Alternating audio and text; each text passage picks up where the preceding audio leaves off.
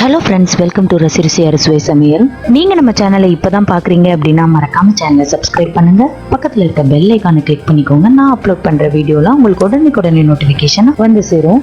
இன்னைக்கான உங்களுடைய motivational line என்னன்னா, கடன், பகை, நோய் இந்த மூன்றும் இல்லாமல் குடிசையில் வாழ்ந்தாலும் அவனை கோடீஸ்வரன்.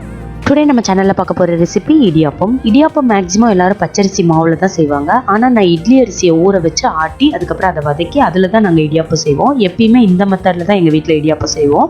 நான் சொல்கிற ப்ராசஸ் என்னமோ ஜாஸ்தி தாங்க, ஆனால் இந்த மெத்தடில் ஒரே ஒரு தடவை இடியாப்பம் செஞ்சிட்டிங்க அப்படின்னா நீங்கள் வேறு எந்த முறையிலையுமே ட்ரை பண்ண மாட்டீங்க. இதே மாதிரி தான் இடியாப்பம் செய்வீங்க.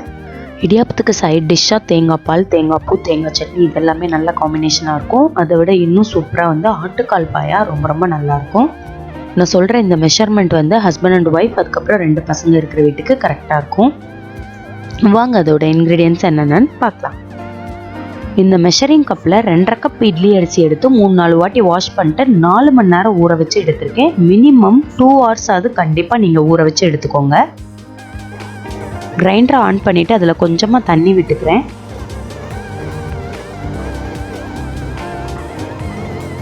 இப்போது ஊற வச்சுருந்த அரிசியை ஆட் பண்ணிக்கலாம். இடியாப்பத்துக்கு மாவாட்டும் போது ரொம்ப தண்ணியாகவும் ஆட்டிடாதீங்க, ரொம்ப கெட்டியாகவும் ஆட்டிடாதீங்க. ரெண்டுக்கும் நடுப்புறமாக ஆட்டி எடுத்துக்கோங்க. இடியாப்ப மாவு அரைக்கிறதுக்கு கரெக்டாக 20 to 25 minutes ஆகும்.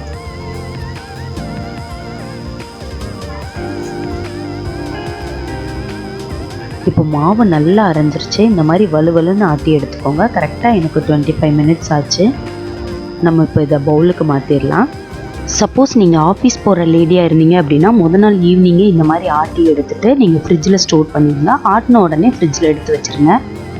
மார்னிங் எந்திரிச்சு அது கூட உப்பு சேர்த்துட்டு இடியாப்பம் செஞ்சிங்கன்னா சரியாக இருக்கும். நான் செய்கிற இந்த இடியாப்பம் என்னோடய ஹஸ்பண்ட் அப்புறம் என்னோடய 2 பொண்ணுங்களுக்குமே ரொம்ப ஃபேவரேட்டுங்க. மம்மி எனக்கு இன்னும் வேணும்னு கேட்டு வாங்கி சாப்பிடுவாங்க. அவ்வளோ டேஸ்ட்டாக இருக்கும்.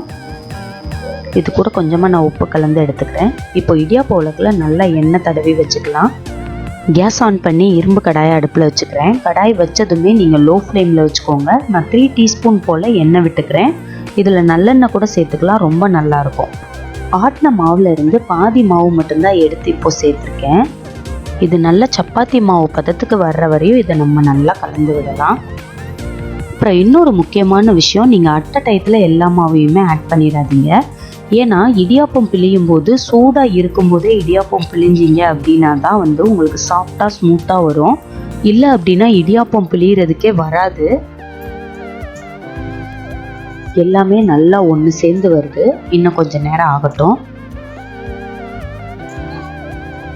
இப்போ பாருங்க, ஒரு சப்பாத்தி மாவு பதத்துக்கு இது வந்துருச்சு.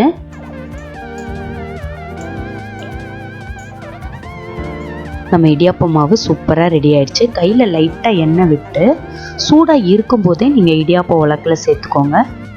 இடியாப்ப உலக்கில் நீங்கள் மாவு சேர்க்கும் போது ஃபுல்லாக சேர்த்துறாதீங்க, கொஞ்சம் கம்மியாகவே நீங்கள் மாவை ஆட் பண்ணிக்கோங்க.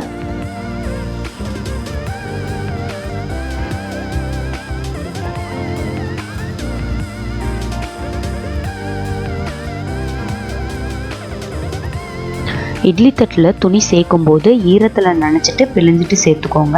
ஆனால் துணி கொஞ்சம் ஈரமாக இருக்கணும், அப்படின்னா தான் இடியாப்பம் எடுக்கும்போது நல்லா வரும். நம்மளோட இடியாப்பம் பாருங்கள் எப்படி சூப்பராக வருதுன்னு. நல்லா தண்ணி கொதிச்சதும் நீங்கள் இடியாப்பம் பிழிஞ்சு வச்சுருக்கதை உள்ளே வச்சுருங்க. 3 to 4 minutes நம்மளோட இடியாப்பம் ரெடி ஆயிரும். இடியாப்பம் சூப்பராக ரெடி ஆயிடுச்சு. சப்போஸ் எடுக்கிறதுக்கு வரல அப்படின்னா லைட்டாக மேலே தண்ணி தெளிச்சுட்டு எடுங்க, வந்துடும். இடியாப்பம் சூடாக இருக்கும்போதே நான் ஹாட் பாக்ஸ்க்கு மாற்றிடுறேன். இந்த இடியாப்பம் ரொம்ப சாஃப்டாக ரொம்ப டேஸ்ட்டாக இருக்குங்க. கண்டிப்பாக நீங்களும் உங்களோட ஹஸ்பண்ட், குழந்தைங்க அப்புறம் உங்கள் வீட்டில் இருக்கிற பெரியவங்களுக்கெல்லாம் செஞ்சு கொடுங்க. ஒரு இடியாப்பம் எடுத்து காமிக்கிறேன். இங்கே பாருங்கள் இடியாப்பம் எப்படி வந்திருக்குன்னு. சூப்பராக இருக்குங்க பார்க்கும்போதே. 2.5 கப் அரிசிக்கு கரெக்டாக 20 to 22 இடியாப்பம் கிடைக்கும் உங்களுக்கு. நம்மளோட இடியாப்பம் எல்லாமே சூப்பராக ரெடி ஆயிடுச்சுங்க. நான் சொல்லி கொடுத்த டிப்ஸ் அண்ட் ட்ரிக்ஸை ஃபாலோ பண்ணி நீங்களும் இதே மெத்தடில் இடியாப்பம் செஞ்சு பாருங்கள். உங்களுக்கு ரொம்ப பிடிக்கும்.